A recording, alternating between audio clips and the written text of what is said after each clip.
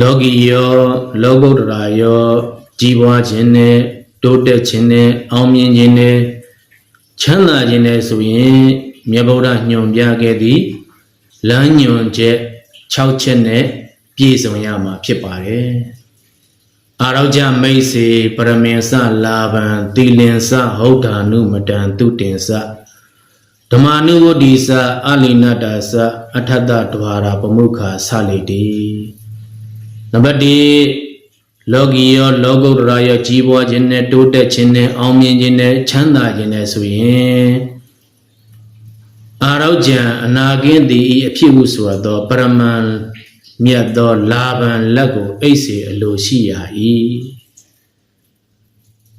ကိုယ်မှလည်းအနာကင်းရမယ်စိတ်မှလည်းအနာကင်းရမှာဖြစ်ပါတယ်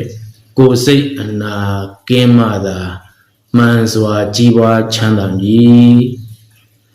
နံပါတ်2လောကီယောလောကုတ္တရာယောကြီးပွားခြင်းနဲ့တိုးတက်ခြင်းနဲ့အောင်မြင်ခြင်းနဲ့ချမ်းသာခြင်းနဲ့ဆိုရင်တီလင်္စကိုခြင်းတီလကိုလည်းအိတ်စေအလိုရှိရာ၏ကိုခြင်းတီလကောင်းရမှာဖြစ်ပါတယ်ကိုခြင်းတီလကောင်းပါမှမုတ်ချကြီးပွားချမ်းသာမည်နံပါတ်3လောကီယောလောကုတ္တရာယောကြီးပွားခြင်းနဲ့တိုးတက်ခြင်းနဲ့အောင်မြင်ခြင်းနဲ့ချမ်းသာခြင်းနဲ့ဆိုရင်ဗုဒ္ဓ ानु မတင်စပညာရှိတို့၏အဆုံးအမဩဝါဒကိုလည်းအိတ်စေအလိုရှိရာ၏ပညာရှိတို့ရဲ့အဆုံးအမဩဝါဒကိုလိုက်နာကျင့်သုံးရမှာဖြစ်ပါတယ်ပညာရှိစကားလိုက်နာညာ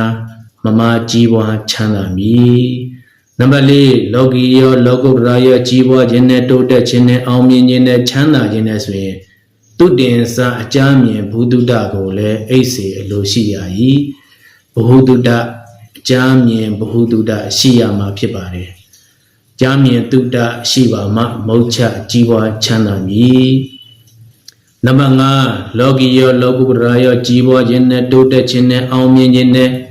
ချမ်းသာခြင်းနဲ့ဆိုရင်ဓမ္မာနုဝတ္တိစသူစိရိုက်တရားကိုကျင့်သုံးခြင်းကိုလည်းအိတ်စေအလိုရှိရာ၏သူစိရိုက်တရားကိုကျင့်သုံးရမှာဖြစ်ပါတယ်။သူစိရိုက်တရားကျင့်သုံးညာမမကြီးပွားချမ်းသာမည်နံပါတ်6လောကီယောလောကုတ္တရာယောကြီးပွားခြင်းနဲ့တိုးတက်ခြင်းနဲ့အောင်မြင်ခြင်းနဲ့ချမ်းသာခြင်းနဲ့ဆိုရင်အလိနတ္တာစမပြင်းမိခြင်းဟုဆိုသောလုံလဝရိယကိုလည်းအိတ်စေလိုရှိရ၏လုံလဝရိယရှိရမှာဖြစ်ပါတယ်လုံလဝရိယရှိပါမှမုတ်ချကြီးပွားချမ်းသာမည်